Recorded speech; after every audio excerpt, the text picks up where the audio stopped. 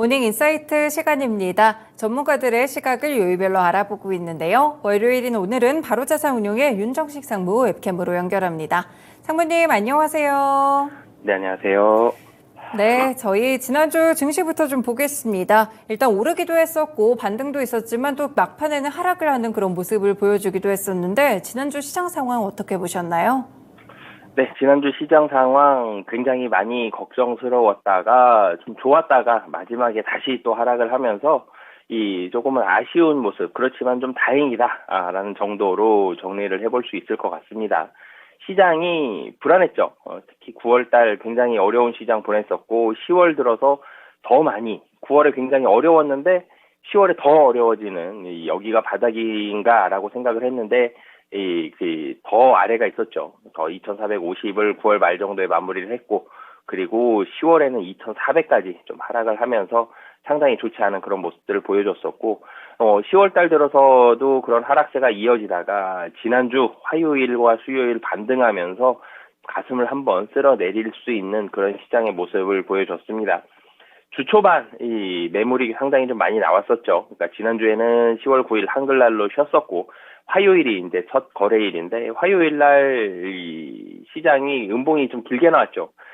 시가가 1.16% 상승으로 시작했고요. 그리고 고가가 1.64% 상승입니다. 지금 제가 지수 기준으로 보면 고가가 2,448포인트인데요. 종가가 2,402포인트, 거의 저가 부근으로 끝났습니다. 장중 변동이 46포인트에 달했거든요. 거의 2% 정도 가까운 그런 장중 변동폭을 보여줬습니다. 종가 기준으로는 6포인트 하락입니다. 등락률로는 거의 0.26%이기 때문에 종가만 놓고 보면 약보합 정도의 모습이었나라고 생각이 들 수 있겠지만 차트를 보더라도 굉장히 길게 음봉이 나왔었고요. 좀 전에 말씀드렸던 대로 지수 기준으로 보더라도 상당히 많이 하락한 장중에 변동이 있었던 그런 모습이 나왔습니다. 그러면서 그 다음날 화요일과 수요일은 굉장히 좀 강하게 반등을 했는데요. 10월 달의 모습들을 보면은 10월 4일, 5일, 6일, 10일까지 이 4일 동안의 모습들을 보면은 이 바닥을 좀 견고히 다지는 그런 모습들을 보여줬습니다. 좀 다행스러운 모습이 2,400을 좀 바닥을 다지는 모습들, 2,400에 대한 바닥이 좀 견고해지는 이런 모습들을 보여줬었고요. 이 수급 현황들 놓고 보면은 현물이 외국인이 15거래일 연속 매도입니다. 굉장히 많이 팔았죠. 외국인이 계속적으로 9월 18일부터 하루도 빼지 않고 10월 13일까지 이 현물에 대한 매도를 보여줬고요. 근데 좀 특징적인 부분이 있죠. 10일과 11일과 12일 선물에 대해서는 좀 큰 폭으로 순매수를 했습니다. 그러니까 10월 10일, 12일, 11일, 12일까지 해서 약 한 1조 5천억 정도 선물을 매수하는 모습을 보여줬는데요. 현물에선 외국인이 매도를 하긴 했지만 매도폭이 한 4천억이 채 안 됐었는데 선물에서 굉장히 많이 매수를 했고 기관이 그 3일 동안 현물을 굉장히 많이 매수했습니다. 기관이 외국인의 선물과 기관의 현물이 같이 시장을 사주면서 시장의 반등을 이끄는 모습을 보여줬고요.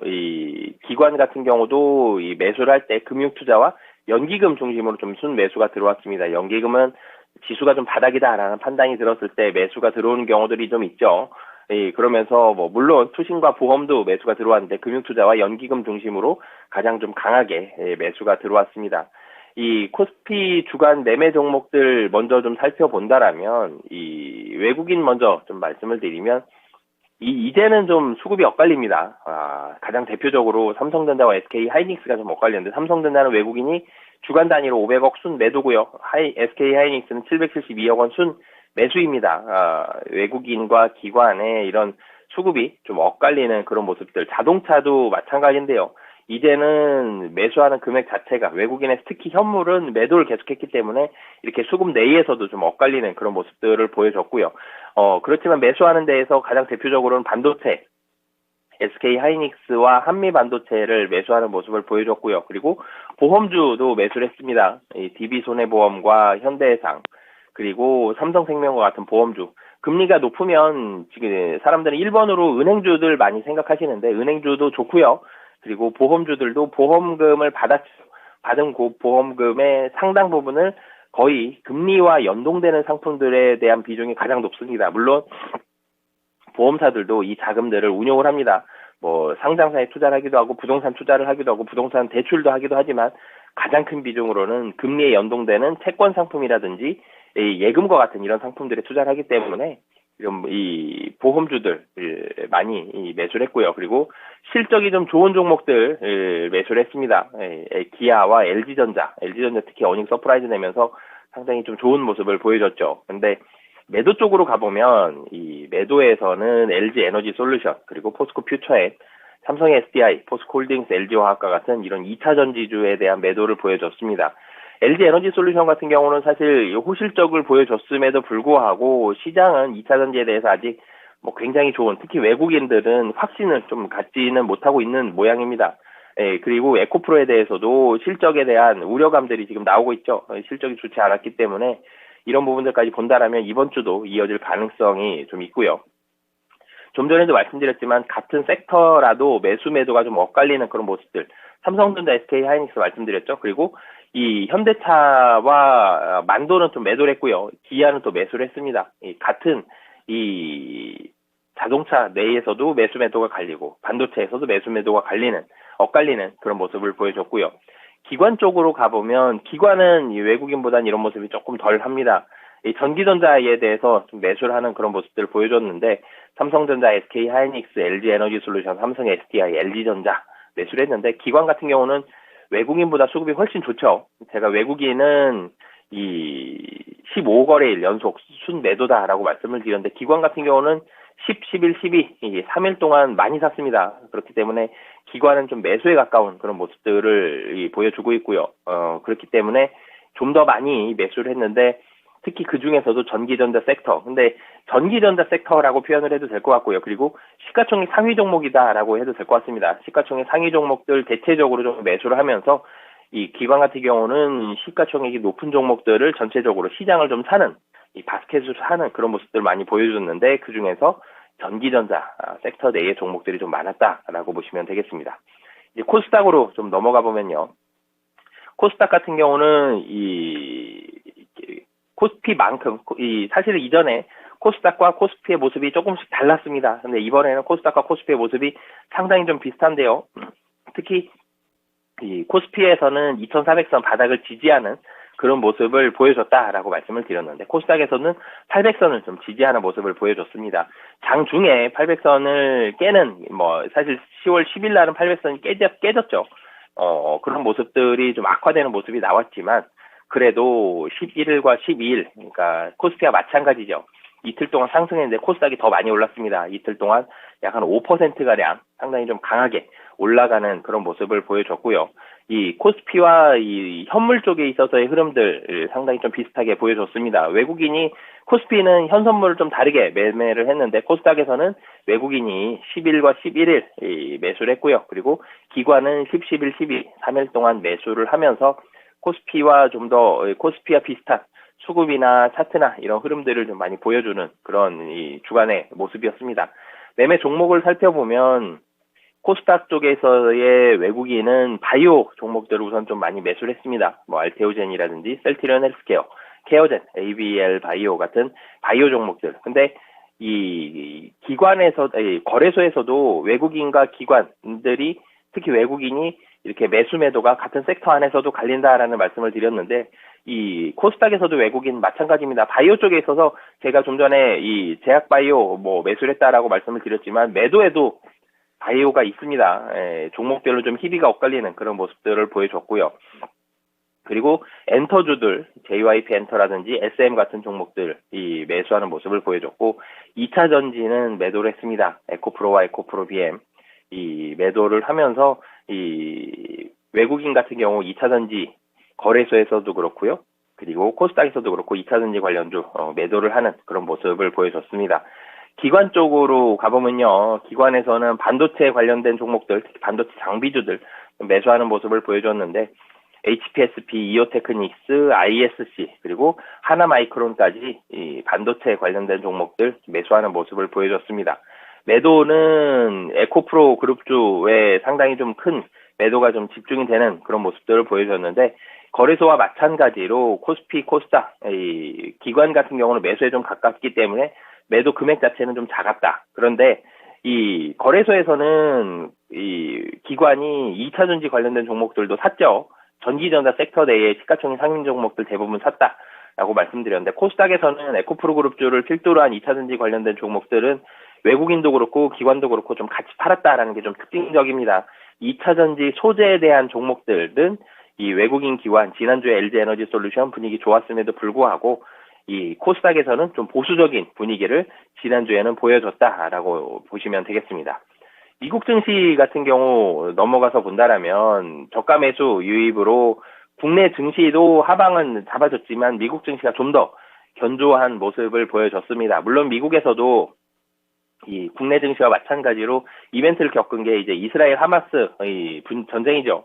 이 부분이 국제 유가의 상승을 가져왔고 여기에서 만약에 이란까지 확대가 된다라면 사실 시장은 좀 더 한번 출렁일 수 있었는데 국제 유가 그리고 금리에 대한 장중 변동성이 있었는데 종가 기준으로 사실 놓고 보면 이 변동성은 이 주간 단위에서는 좀 낮은 그런 모습들을 보여줬습니다. 그리고 연준 위원들도 지금 국제유가 올라갔고 국채금리도 여전히 높은 상태인데 여기서 매파적인 발언을 하면 아무리 매파적인 위원이라고 하더라도 여기서 매파적인 발언을 하면 시장은 더 한 번 급락을 하고 막스권 낮출 수도 있고요.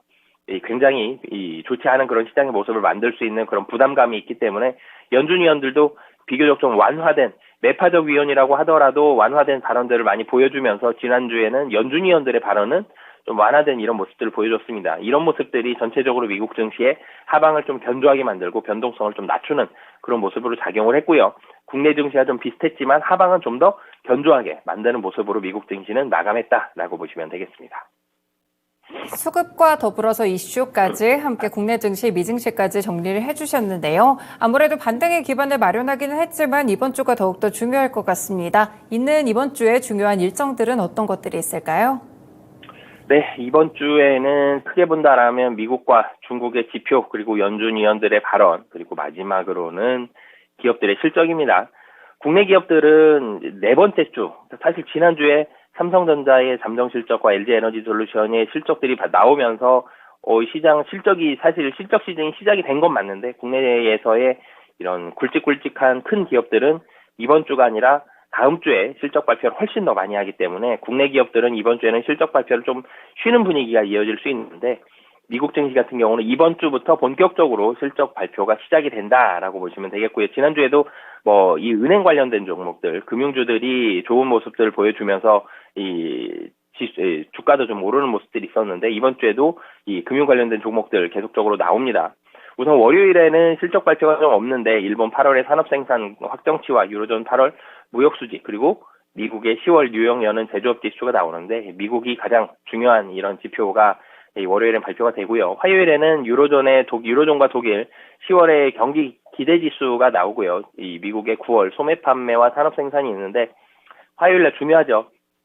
얼마나 경기가 덜 침체가 됐는지 아니면 더 침체가 됐는지 이런 모습들 소매 판매와 산업 생산 그리고 10월 주택가격 지수 그리고 8월 기업 재고와 소매 재고가 있는데 미국의 9월 소매 판매 산업 생산 중요하고요. 그리고 실적 나옵니다. 장전에 이 존슨앤존슨, 뱅크 오브 아메리카, 골드만삭스, 로키드 마틴이 있는데 금융주가 가장 중요한 것 같고요. 뱅크 오브 아메리카와 골드만삭스 그리고 장 후반에 장 끝나고 나서 유나이티드 항공이 발표가 됩니다. 유나이티드 항공도 이 레저 관련된 종목들, 항공주들에 대한 주가에 영향을 줄 수 있기 때문에 주목을 해보시면 좋을 것 같고요. 수요일 같은 경우는 중국의 9월 소매 판매와 산업 생산 그리고 3분기 GDP가 발표가 됩니다. 수요일날 화요일에 미국 9월 소매 판매 산업 생산 중요하다고 말씀드렸는데 화요일은 미국이었고요. 수요일은 중국의 9월 소매 판매 산업 생산과 GDP가 있습니다. 상당히 중요하고요. 중국에서의 계속적으로 이 시간 많이 말씀드리지만 경기 부양책에 대한 목소리 이런 부분들 확인을 해봐야 될 것 같습니다. 그리고 이 영국의 9월 소비자 물가지수와 생산자 물가지수 그리고 유로존의 9월 소비자 물가지수 확정치 그리고 미국 9월 건축 허가와 주택 착공이 있는데 또 중요한 거 나오죠. 미국 연준 베이지북이 공개가 됩니다. 그러면서 어떤 목소리들이 오고 갔는지 이런 부분들 잘 살펴봐야 되겠고요. 실적도 나오는데 장전에 P&G와 모건 스탠리, 이 US 뱅코프가 있는데 모건 스탠리 실적 가장 중요하고요. 장 후반에 정말 중요한 종목들 많이 나옵니다. 테슬라, 넷플릭스, 램리서치 나오는데 테슬라는 2차 전지의 영향을 가장 많이 줄 수 있기 때문에 물론 새 이 기업들이 다 실적이 중요하지만 테슬라 가장 중요하고요. 그리고 넷플릭스 그리고 램 리서치까지 이 수요일에 발표되는 이 장후에 발표되는 실적과 그 장전의 모건 스탠리 실적 주목해 보시면 좋을 것 같고요. 목요일 같은 경우는 중국의 9월 주택 가격 지수, 유로존의 8월 경상수지, 미국 10월 필라델피아 여는 제조업 지수, 9월 기존 주택 판매, 9월 컨퍼런스 보드 경기 선행 지수 있는데 이날은 이때는 미국에서의 필라델피아 여는 제조업 지수 그리고 한국에서 금융통화위원회가 열리는데 이 금리 동결에 대한 분위기 이런 분위기를 계속적으로 이어갈 수 있을지 이제는 매파적인 분위기 더 나올 수 있습니다. 그렇기 때문에 지난달에는 100% 금리 동결에 뭐 큰 이벤트 없이 지나갈 것 같다라는 말씀을 드렸었는데 이번 주에는 금융통화위원회 끝나고 나서 한국은행 총재의 이런 발언들 잘 주목을 해보시면 좋을 것 같고요. 그리고 미국 파월 연준 의장의 발언도 있습니다. 수요일에 연준 베이지북 공개가 되고 파월 의장의 발언도 있고요. 그리고 장 전에 뭐 필립 모리스 AT&T가 있고 장 끝나고 나서 TSMC와 인투이티브 있는데 TSMC 실적 가장 중요하죠. 그리고 금요일 넘어가서 일본 9월 소비자 물가지수와 중국 LPR 금리 결정인데 중국 금리 결정 굉장히 중요합니다. 유동성에 대한 어떤 부분들을 얼만큼을 어떻게 이 공급을 할지에 대한 언급들 나올 수 있기 때문에 주목해 보시면 좋을 것 같고요. 영국 소비자 신뢰지수와 9월 소매 판매, 독일 9월 생산자 물가지수, 그리고 장 전에 아메리칸 익스프레스 실적 발표가 있는데 뭐 중요한 걸 다시 한번 정리를 해보면 수요일과 금요일 중국의 지표 그리고 수요일 연준의 베이지북과 이 목요일 이 파월 연준 의장의 발언 그리고 테슬라와 TSMC 실적 중요하다라고 보시면 되겠습니다. 네, 이번 주도 상당히 바쁘네요. 일단 주 중반에 있는 미국과 중국의 지표들과 더불어서 실적들, 주요 기업들의 실적까지 함께 체크해 보도록 하겠습니다. 네, 그러면 이번 주는 전략을 좀 어떻게 잡아야 될까요, 상무님? 네, 우선 국내 증시 같은 경우는 제가 실적이 네 번째 주에 집중이 되어 있다라고 말씀을 드렸죠. 그렇기 때문에 이번 주에는 좀 관망세를 보여줄 수 있는데, 하지만 이스라엘 하마스 전쟁이 악화되고, 이란이 전쟁의 가세를 하고, 그리고 국제유가가 급등을 한 게 하루 만에 끝나지 않고 이틀, 3일 계속적으로 이어진다라면 증시 분위기 악화될 수 있기 때문에 변수로는 이 이스라엘 하마스 전쟁을 좀 주목을 해보셔야 될 것 같고요. 하지만 실적 발표 전까지는 실적에 따른 변동성은 상당히 좀 완화된 모습이 나올 것 같고요. 미국 증시 같은 경우는 채권 금리에 따라 연동되는 증시의 움직임 계속적으로 이어질 가능성이 높고요. 그리고 연준위원들 발언, 수요일 베이지북, 목요일 파월 의장 발언이 있지만 그 외의 연준위원들 발언들까지도 잘 주목을 해보시면 좋을 것 같고요. 그리고 실적 발표되는 기업들이 있습니다. 실적과 연동되는 기업들, 다른 그 섹터 내의 종목들까지 잘 주목을 해보시면 좋을 것 같습니다. 네, 알겠습니다. 주신 전략 잘 참고해 보도록 하겠습니다. 말씀 고맙습니다. 네, 감사합니다. 네, 이렇게 모닝 인사이트 시간은 바로자산운용의 윤정식 상무와 함께했습니다. 네, 들으신 대로 본격적인 실적 시즌에 또 이번 주에 돌입하게 됐는데요. 미국뿐 아니라 우리나라까지 기업들의 실적 발표들이 이어지니까요. 주목해 보시면 좋을 것 같고 또 한편으로 지금 바이든 대통령이 이스라엘을 방문할 가능성이 있다라는 로이터 통신의 보도도 나오고 있습니다. 지정학적인 리스크 더욱더 확산되지는 않을지 이 여부도 좀 체크를 해보시는 게 상당히 중요하고 이와 더불어 금리와 유가 흐름 놓치지 않으시길 바라겠습니다. 지금까지 다양한 투자 판단에 도움이 되는 말씀들 전해드렸는데요. 특정 종목의 상승과 하락을 보장하지는 않습니다. 모닝쇼 마치겠습니다. 오늘 하루도 성공 투자하시길 바라겠습니다. 고맙습니다.